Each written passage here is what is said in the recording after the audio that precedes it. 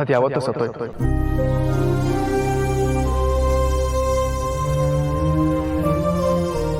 ಆ ಖರ್ಚೀಫು ನನ್ನ ಪ್ರೀತಿ ಸಂಕೇತ ಆಗಿತ್ತು. ಅದ್ರ ನೆನಪಿಗೋಸ್ಕರ ಅದನ್ನ ಇಟ್ಕೊಂಡಿದ್ದೆ ಹೊರತು ಅವ್ರ ಮೇಲಿರೋ ಪ್ರೀತಿಗೋಸ್ಕರ ಇಟ್ಟಿರಲಿಲ್ಲ. ಅಕ್ಕನ ಮನಸ್ಸಲ್ಲಿ ನಿಮ್ಮ ಮೇಲಿರೋ ಪ್ರೀತಿ ಇನ್ನೂ ಜೀವಂತವಾಗಿದೆ. ಅಕ್ಕ ಮನಸ್ಸಲ್ಲಿ ನಿಮ್ಮ ಮೇಲಿಟ್ಟಿರೋ ಪ್ರೀತಿಗೆ ಸಾವೇ ಇಲ್ಲ.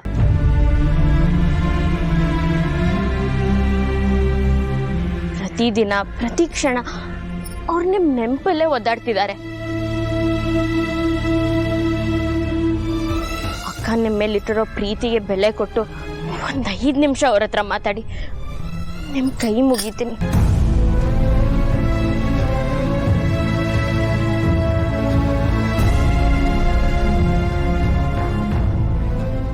ಇದೊಂದು ವಿಷಯದಲ್ಲಿ ನನ್ನ ಕಟ್ಟಾಕ್ಬೇಡ ದೀಪ.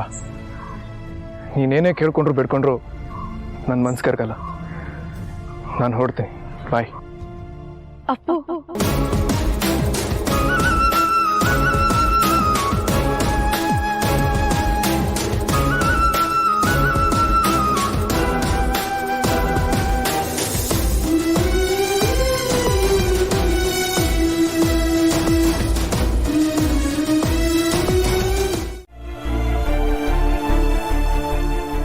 ಆದ್ರೆ ಮದ್ವೆ ಆಗುವಂತ ಮನೇಲಿ ಎಷ್ಟೇ ಬಲವಂತ ಮಾಡಿದ್ರು ಆಗಲ್ಲ ಅಂತಿದ್ದಾರೆ. ಯಾಕೆ ಹೇಳಿ? ನಿಮ್ಮೇಲಿರೋ ಪ್ರೀತಿಯಿಂದ ಅಲ್ವಾ? ತಾವು ಇಷ್ಟಪಟ್ಟವ್ರ ಪ್ರೀತಿ ಪಡೆಯೋದು ಎಷ್ಟು ಕಷ್ಟ ಅಂತ ನಂಗೆ ಗೊತ್ತು. ಅಂಥದ್ರಲ್ಲಿ ಸಿಕ್ಕಿರೋ ಪ್ರೀತಿನ ಉಳಿಸ್ಕೊಳ್ಳೋ ಬಿಟ್ಟು ದೂರ ಮಾಡ್ತಿದ್ದೀರಾ ಅಲ್ವಾ?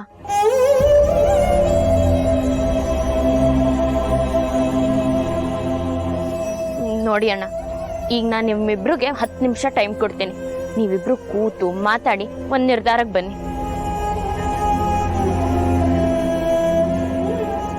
ನೀವಿಬ್ರು ಒಂದಾಗಬೇಕು ಅನ್ನೋದು ನಮ್ಮ ಆಸೆ. ಆದರೆ ಅದಾಗಲಿಲ್ಲ ಅಂದರೆ ಹಣೆ ಬರೋಕ್ಕೆ ಹೊಣೆ ಯಾರು ಅಂತ ನಾನು ಅಕ್ಕನ ಕರ್ಕೊಂಡು ಹೋಗ್ತೀನಿ. ಬಾ ಅಣ್ಣ, ನಾವು ಆ ಕಡೆ ಹೋಗೋಣ.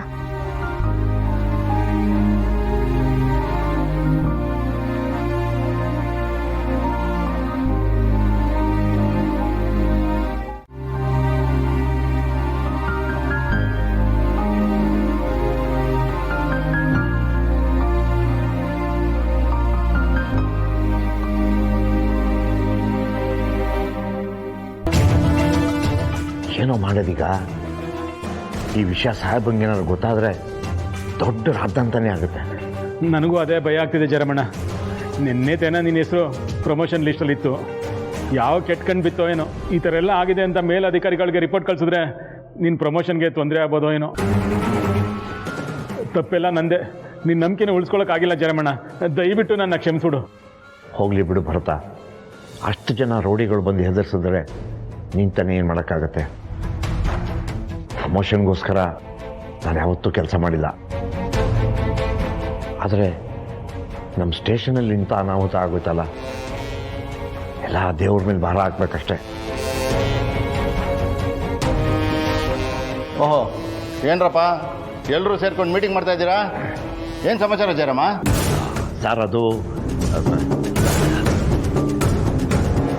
ಒಂದು ಕೇಸ್ ಬಗ್ಗೆ ಮಾತಾಡ್ತಾ ಇದ್ವಿ ಸರ್. ನನ್ನ ಮಗ ರೌಡಿ ಹೆಂಗಿದ್ದಾನೆ?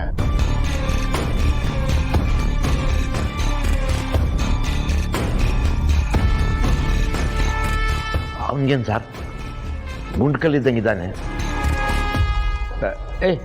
ಸರ್ ಕೊಂಚ ಟೀ ತರಿಸು ಸರ್. ಟೀ ಸಾಕಾ? ಟಿಫನ್ ತರಿಸ್ಬಿಡ್ಲ ಸರ್? ಅಬ್ಬಬ್ಬಬ್ಬಬ್ಬ, ಏನು ಜಯರಾಮ, ಇಷ್ಟು ದಿನ ನಿನ್ನಿದ್ದಿದ್ದು ವರ್ಷನೇ ಬೇರೆ, ಈಗ ನಡ್ಕೊಳ್ತಿರೋ ರೀತಿನೇ ಬೇರೆ. ಅಲ್ಲ ಜಯರಾಮ, ಈ ನಿನ್ನ ಬದಲಾವಣೆಗೆ ಕಾರಣ ಏನು ಅಂತ ತಿಳ್ಕೊಬೋದಾ? ಏನಿಲ್ಲ ಸರ್. ಜಯರಾಮ, ನಿನಗೆ ಸಿಕ್ಕಿರೋ ಪ್ರಮೋಷನ್ಗೆ ಬರೀ ಕಾಫಿ ತಿಂಡಿ ಮಾತ್ರ ಅಲ್ಲ, ದೊಡ್ಡ ಪಾರ್ಟಿನೇ ಕೊಡಿಸ್ಬೇಕು. ಈಗ ಬೇಡ, ನಾನು ಹೇಳಿದಾಗ ಮರ್ಯಾದೆ ಕೊಡಿಸ್ಬೇಕು ಏನೋ.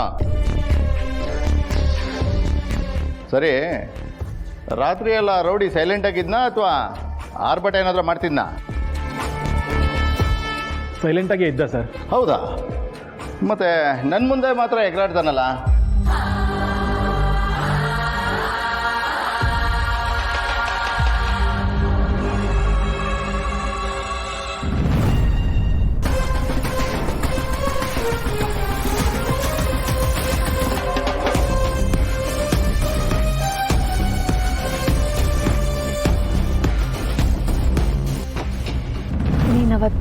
ಮನೆಗೆ ಬಂದಾಗ ಅಲ್ಲಿ ಏನು ನಡೀತಿದೆ ಅನ್ನೋದು ನನಗೆ ಗೊತ್ತಿರಲಿಲ್ಲ.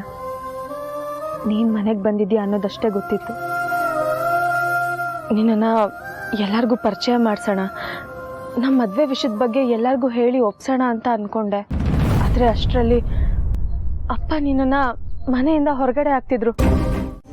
ಅಬ್ಬಾ, ದೇವ್ರ ದಯದಿಂದ ಇಬ್ರು ಒಂದಾದ್ರು. ದೇವರ ದಯೆಯಿಂದ ಅಲ್ಲ ಪುಟಿ, ನಿನ್ನ ದಯೆಯಿಂದ.